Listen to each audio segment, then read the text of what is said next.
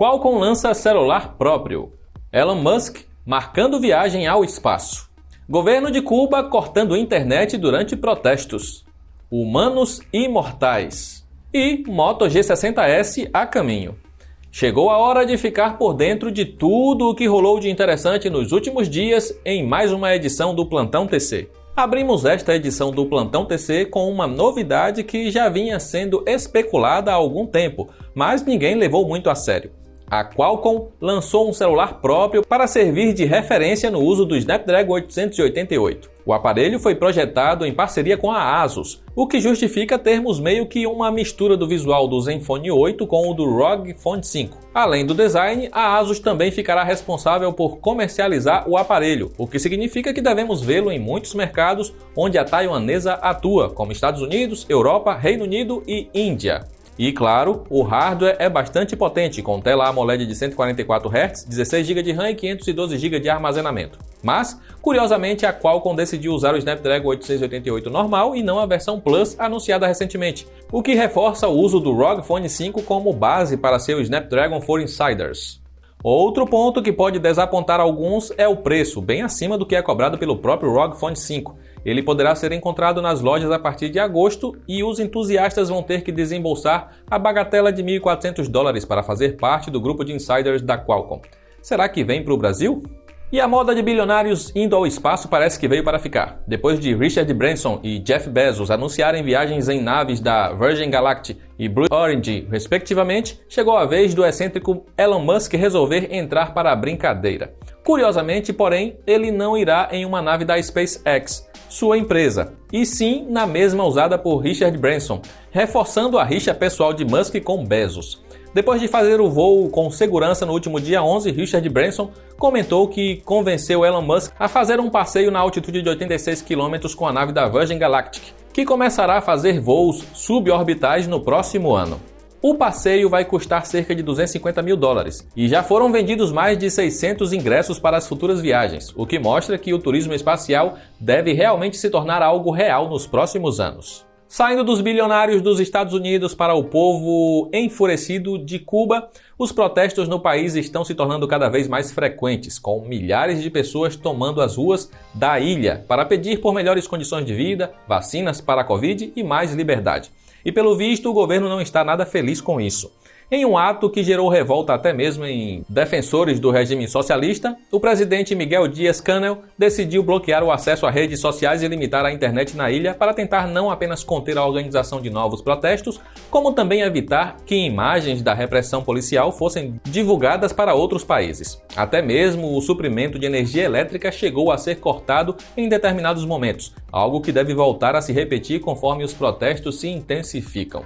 Como sempre, o presidente de Cuba culpa os embargos comerciais sofridos por parte dos Estados Unidos pela falta de condições em que o povo vive, reforçando ainda que a pandemia praticamente extinguiu o turismo no país, principal fonte de renda de muitos.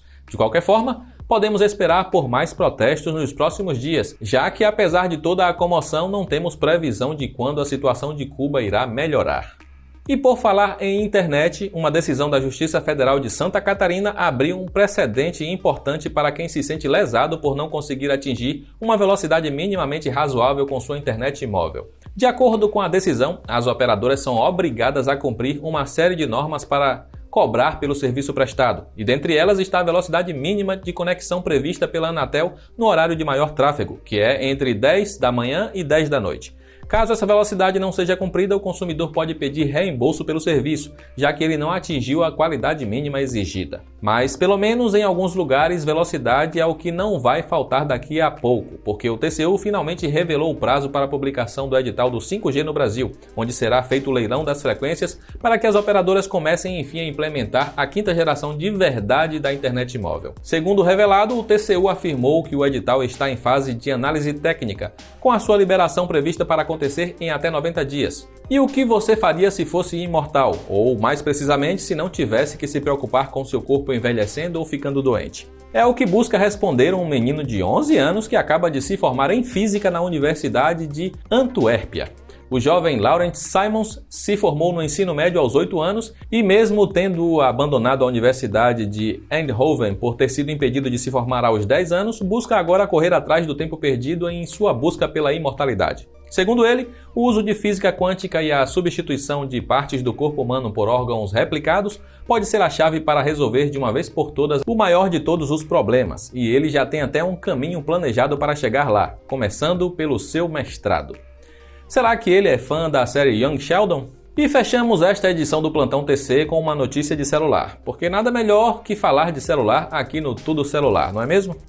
Na edição passada comentamos da linha Edge 20 que deve ser apresentada pela Motorola em breve, mas pelo visto não são só os modelos de tela curva que a empresa prepara. Nos últimos dias começaram a aparecer rumores sobre o Moto G60S, que seria uma versão ligeiramente revisada do Moto G60 lançado no começo do ano. Não foram dados muitos detalhes sobre quais as mudanças preparadas, mas já é praticamente certa a chegada de uma quantidade maior de RAM e um processador ainda mais potente da Qualcomm, que colocaria o aparelho em pé de igualdade com rivais planejados para os próximos meses. A potência de recarga também aumentaria para 25 watts e o preço final seria algo na casa dos $300. Como a Motorola ainda não se manifestou, por enquanto é esperar para ver. E chegou ao fim mais uma edição do Plantão TC. Agora é hora de você dizer aí nos comentários qual notícia te impactou mais. Quer viajar para o espaço igual os bilionários? Quer viver para sempre? Acha que o governo de Cuba vacilou tentando calar a voz dos protestos? E o Moto G60S, quer ver ele no Brasil? Comenta tudo aí embaixo e não esquece de deixar o like no vídeo e se inscrever se ainda não fez isso para ajudar o canal a chegar na marca de seu primeiro 1 milhão de inscritos. Um grande abraço e nos vemos na próxima.